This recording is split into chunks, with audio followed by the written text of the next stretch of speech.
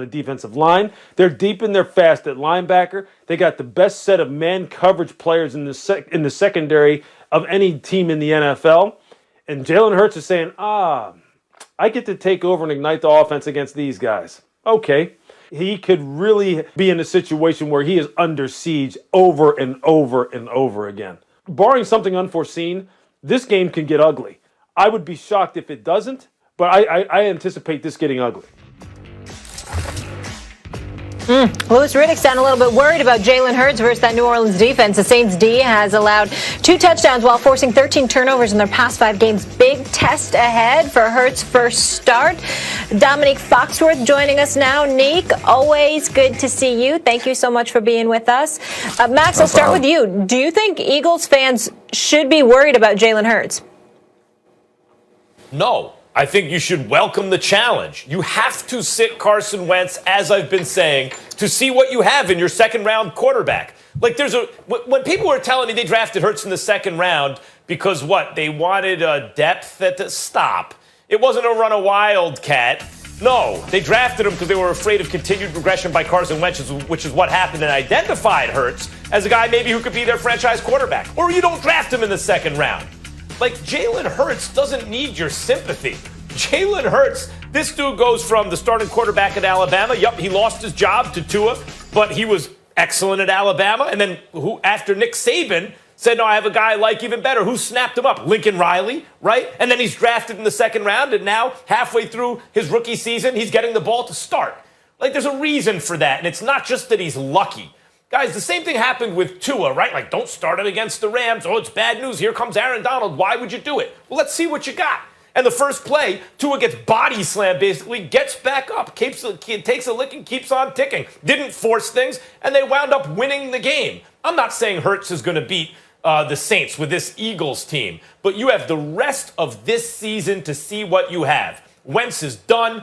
What is Jalen Hurts? If he's a guy you believe you can develop as a franchise quarterback, you're good, and you can use your very high draft pick coming up. It's going to be high based on the Eagles' record on something other than a quarterback. But if you evaluate Hurts the rest of this year and go, no, he can't be an NFL quarterback, you got to use that draft pick on a quarterback. And it starts now. Let's see. You throw him in the fire. Let's see what happens in the crucible of competition against one of the best defenses in the league. It's now or never.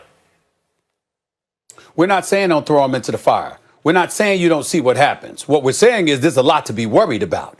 There's an awful lot to be worried about. When you sit there and look at Hendrickson, you look at Cameron Jordan, you look at that secondary with Lattimore and Williams and Malcolm Jenkins and Patrick Robinson and those boys, they're nothing to sneeze at. They're number 4 against the pass. They're number 2 against the rush. They get at the quarterback. They can defend you in man. They can switch to zone. Not only can they beat you up, they can also demoralize and discombobulate you. That's a reason to be concerned about a younger. Seem to be on the same page. They seem to see the world the same way and think with the same brain. That's not what's happening in Philly. Philly is in a tailspin.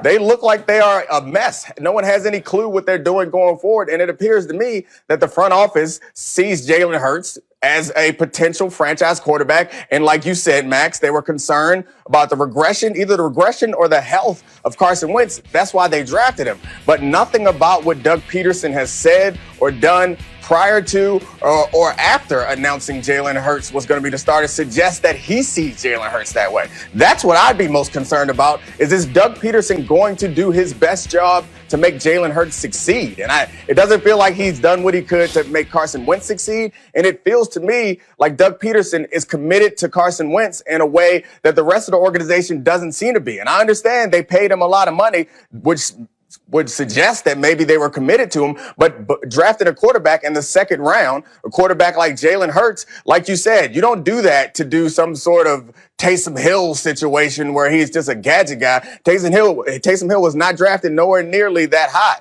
I don't even think Taysom Hill was drafted. I think he was undrafted free agent, but I'm sure somebody can correct me if I'm wrong. But the point is, the situation between Miami and Philly are very different, and that's what makes me worry for Jalen Hurts. It's less about his ability as a player, and he wasn't someone who I thought was going to be a franchise quarterback, but I'm more concerned about the organization around him, the team around him, and how committed they are to moving on this same path, because it's very different in Miami and Philly right now.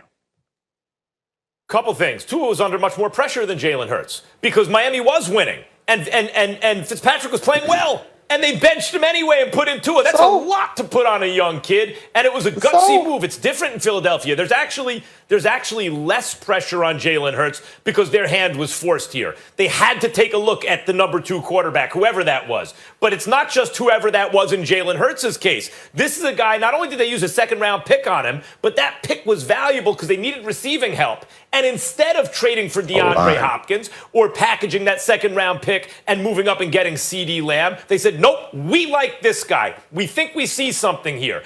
So you've got to play him now and find out. And in terms of, look, they're going to lose. Guys, they're going to lose the game, right? We all know they're going to lose the game. The Saints may be the best team in the NFL right now. Certainly they look that way in the NFC, even if their schedule's been a little soft recently. The defense is playing great. The Eagles' offensive line is not nearly as bad as Carson Wentz has made them look. They win in pass blocking. Their win rate, I think, was like 12th in the league. Their run blocking was 4th in the league. It's not like, and so that's part of the reason why when Jalen Hurts gets the ball and doesn't hold it forever and make bad decisions, the offense starts working better. Right. Let's see what we got in Jalen Hurts. Why be scared? But so, I mean, the first one is about pressure. Like, that feels like a straw man. No one's concerned about pressure being on Jalen Hurts or pressure being on Tua. I'm of the mind that pressure's fine. Pressure's good. You have to find out how your player deals with pressure at some point, be it pressure from blitz or pass rush or pressure from expectations. So the fact that there's more or less pressure is irrelevant to me. That's not what makes me worry about Jalen Hurts on Sunday. What makes me worry is that they do not have the players to support him right now, and they don't seem to have an organization that is in lockstep, that is working in the same direction. I'd much rather be Tua dropped into a situation, a high-pressure situation, on a team that is playing well and a team that seems like their general manager and Chris Greer is in concert with Flores. Like, it is the question. It's about why. It's about worrying about Jalen Hurts. That's the straw man. You think so? No, wait, that's the straw man, Dominique. No, so would you rather be Hurts? The real question is, would you rather be Hurts not getting a chance to start the rest of this year, or Hurts getting a chance to start the rest of this year? That's not the question. You're changing the question altogether. My point is that I am worried for Jalen Hurts this weekend for the reasons that I told you. I don't understand how you cannot be worried if I lay out all the context around him. That whole situation concerns me. Before you even get to Jalen Hurts' ability or Jalen Hurts' potential to be a starting quarterback, everything around him is in disarray. It looks like it's a mess. So yes, I'm worried for him. Yes, Eagles fans should be worried for him and their team. That's very different. Except he's had better success than the starter when he's been in. As I said, the offensive line is underrated. As Stephen A. pointed out, that's one of the reasons the running backs can get business done when they're used, when Peterson includes them in the game plan, which I think he will with Hurts. I mean, the bottom line is, are you worried about him? Do you want to be a second-round pick quarterback who played for Saban and Lincoln Riley and had a ton of success in college, who's now getting a chance to start halfway through a little bit more his rookie year for a team with an underrated offensive line and some running backs, or don't you? I mean, of course, it's an opportunity, and he has a chance now the rest of the season to win a starting job in the NFL. Are you worried they're going to lose? Yeah, you should be. They're going to lose. But I'm not worried for Jalen Hurts. All right. Over the last 5 games, the Saints defense has allowed a total of